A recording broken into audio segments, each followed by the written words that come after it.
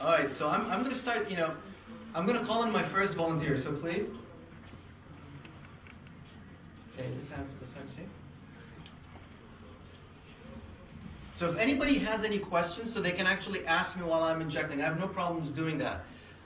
So let's start. The most important thing is to try to assess the patient. And what we're going to do is that we're going to focus mainly on the T-troughs for this case. So if you look at straight here, how old are you? 37. Okay, so this 27-year-old... 37. I'm helping you here. You just go with the flow.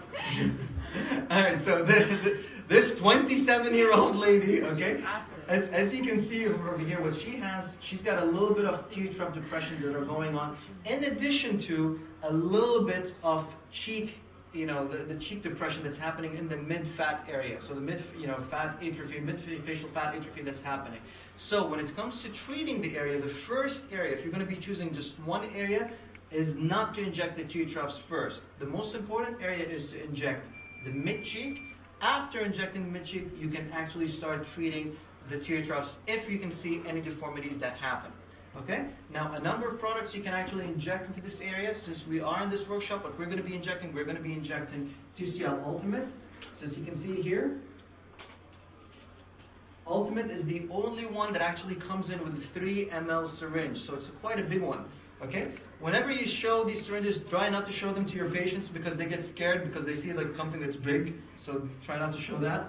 You did not see it, huh? Okay. Okay. There. Boom, boom, boom. So I hypnotized her. She cannot see it anymore. What is it?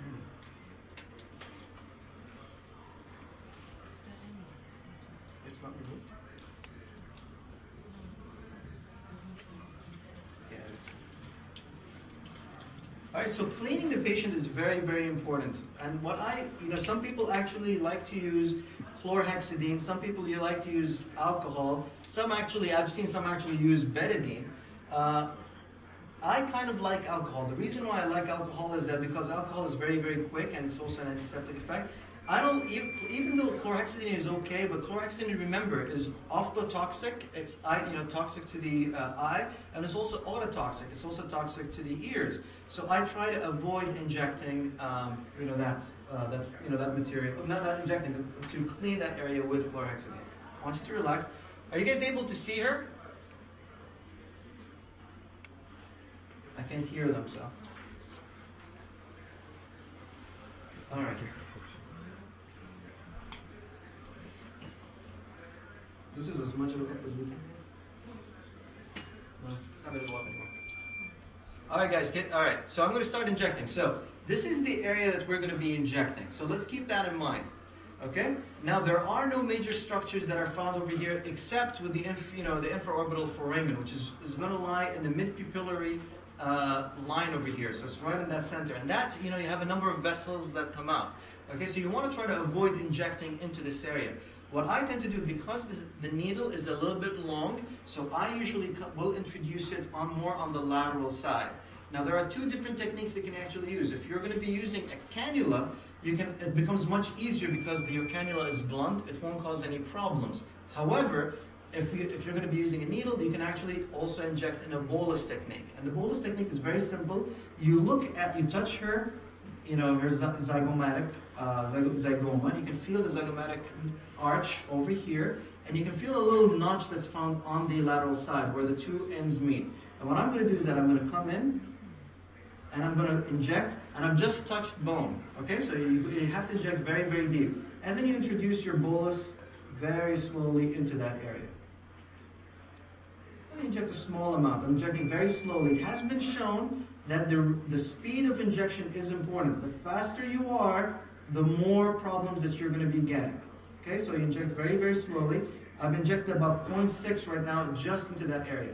Now remember, I told you I like to fan. So what I'm going to do is that from the exact same injection point, I'm going to switch my needle, and then I'm going to start going in. As I'm injecting, as I'm going in, I'm also going to be injecting. This is known as the anterior grade. So I'm injecting a little bit more right into that area. And then I'm going to slowly start coming out in a retrograde fashion. So I've injected about 1 cc now of the Ultimate. And you can see an immediate effect that's happening right now. Sit down. Look straight into the camera. Do you guys, can you guys see the difference? There's a huge difference that's from here all the way to here. The only thing that's remaining is just that little small amount that's found right here on the medial side, and I'm going to inject it right now. Relax. I know a lot of people like to draw. They like to draw, they like to tell you that, oh, you have to inject here, don't inject over there. It's very important to know that wherever you see your defect, I like to make things as simple as possible. Wherever you see your defect, that's the area that you want to inject. Now, I'm going to be injecting right here in the center. There are no major structures that are found here. Go in and inject a little bit of a bolus.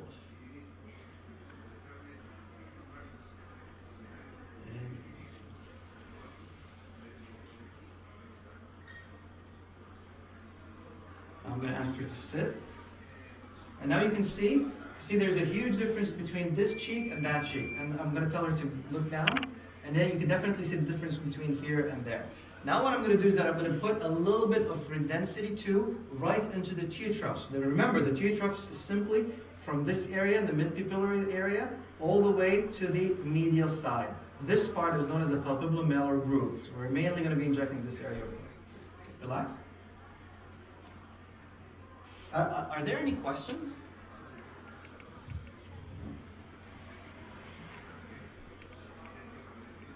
No. No questions? No, it's okay. Okay.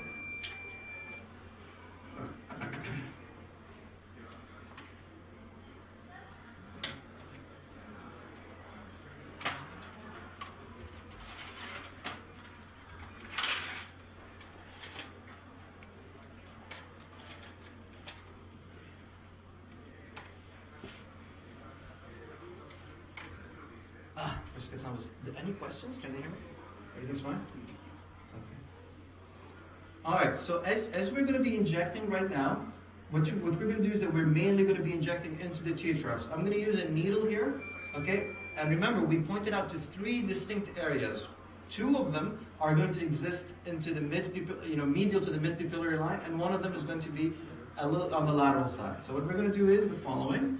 So you feel that you feel the tear trough. You put your finger, your left non-dominant finger, the index finger, on the orbital rim. This protects it, and at the same time does not allow the material to go into the orbital rim itself. You stretch the skin. You stretch it really well. You can see the capillaries. You try to avoid those capillaries. You're going to go in. Here I've touched a little bit of the bone, and that's what I'm going to be injecting. This area here you're going to be injecting is the souf. Okay, so that's the area that you're going to be injecting. And you put your mini bolus in there, and then you come out. So you can see hardly any bleeding that happens because that area is really kind of devoid of blood vessels. Okay, so very, very safely in that sense. Then you go a little bit medial to that. Also very deep, and you inject a small amount. I'm injecting it a little bit, 0.1 right now. Then you come out. And then you massage. Massaging is very, very important. The nice thing about this filler is that it does not swell. So it has a very low hygroscopy, meaning that it won't absorb a lot of water. So it won't cause any major swelling. And then the final injection, also to the tear trough, stretch. And then you're going to go in, touch a little bit of the bone, and then you're going to be injecting that. Your bolus over there.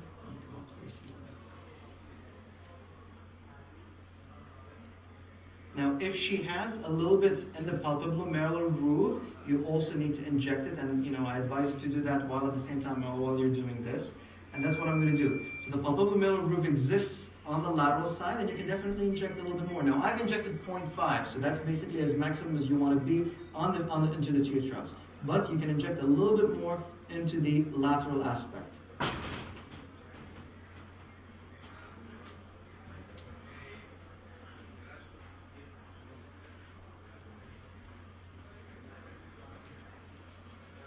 Now I'm going to ask her to sit up, and I want you to see how she looks like. So do you guys see the results on the outside? Alright, fantastic. So what I injected here was about 1.5 ml of ultimate and I've injected about 0.4 into the tear troughs, and about maybe 0.1 or 0.2 into the papillomalar groove. And this is basically how she's going to look like. And that's basically it. She's going to get a little bit of swelling because of the injection areas, but this will all go away with time.